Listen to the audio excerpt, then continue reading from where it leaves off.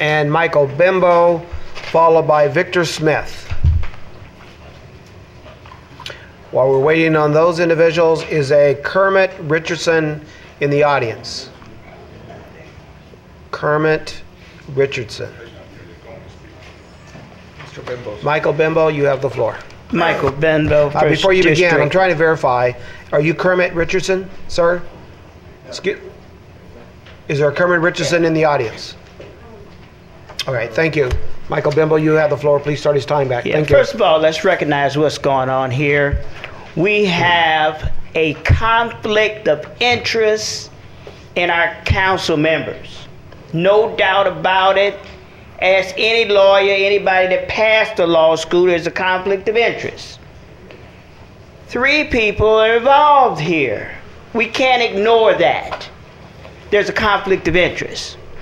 They can't be allowed to vote on anything like this because they are part of it.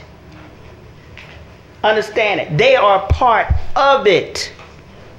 You can't talk about the election without naming 3 council members. They're part of it.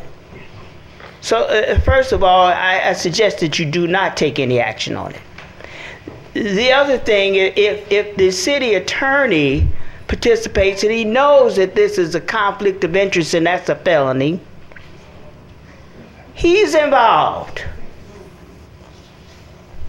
He's involved also. So, I don't know what we're trying to decide here. I don't know. Number 2, this is the county's election. This isn't the single city of Inglewood. They're not conducting this election. This is the county's election. The county had to say, okay, Ms. Dunlap, Mr. Tabor, Mr. Franklin, Mr. Butts, Lorraine Johnson, Ms. Brown, you are candidates. You got to get a letter. You just don't jump up and all of a sudden you're on the ballot. You got to get a letter saying that you are eligible and you're a candidate. And since the county is in charge, they sent it. They gave the okay. So let's investigate what should be investigated here. Now, why is it that after the fact, there's question? After the fact, there's question. It wasn't question when they printed up all these ballots. It's question now. We got to get down to what the real problem is here. The city is losing confidence in its leadership. All the city officials, the department heads are getting out of here. They're gone. I said we wouldn't make a decision between the time the mayor resigned in November, and we haven't. Just haven't. And we're not going to, because now we don't have the department heads to make the decisions. We got to do something. And it's definitely not get another lawsuit. We have to act fast. And we have to make good decisions. And you're the leadership. Thank you very much. Next is, again, this will be the final call for a Joy Brown Price, Victor Smith, Kermit Richardson, and Roosevelt Douglas. You are Mr. Richardson. Are you here to talk about any of the agenda items? You said something about my trust. Yes, no, the agenda items. Yes, please come forward. First of all, I'd like to say hello to the council and the participants in the audience, and along with the viewers that are viewing us on our wonderful cable channel here in Inglewood, California. My name is Kermit Richardson. I've been a resident in Inglewood over 35 years. My father has raised families here and passed away. I've recently gotten involved with our city as a volunteer. So I feel like this is my city as well, Council.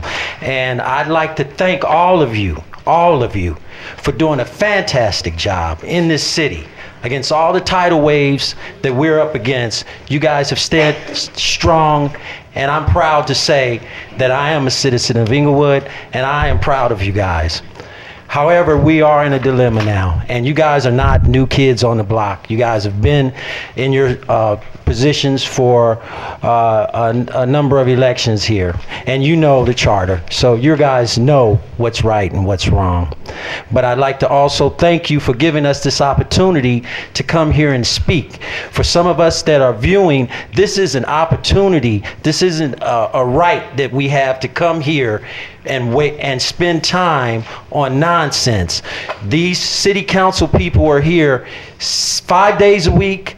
They're here for all of these professionals that come here and say that this is their city, their people. I'm tired of seeing our citizens come up to this stand and waste time beating you guys down. You have an office that they can come to. They can bring their magnifying glasses and all of their tactics that is just a waste of our city time, and come to your offices and talk to you during the day. Now, how many of them do that? I'd like to know. But once again, this is our city, and we're a tidal wave that's making a move in the United States, and I'm proud to be a part of Inglewood. Thank you. Thank you. Last call for Victor Smith, followed by Roosevelt Douglas and Charles Geeden. Okay, Victor Smith? Yes. Come right on up. Good evening. Good evening.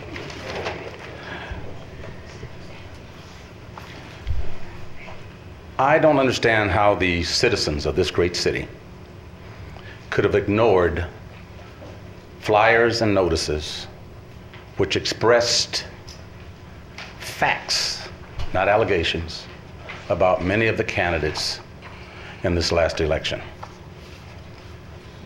It stated that Mr. Butts did not meet the residency requirements. He was still voted for. It stated that councilperson number 2 did not reside at the residence she says that she owns, that there's been no utility usage in years, that the house has been recently painted to make it appear that someone lives there. But yet and still, the citizens of this great city turned this into a popularity contest instead of who was best qualified to hold the seat of mayor.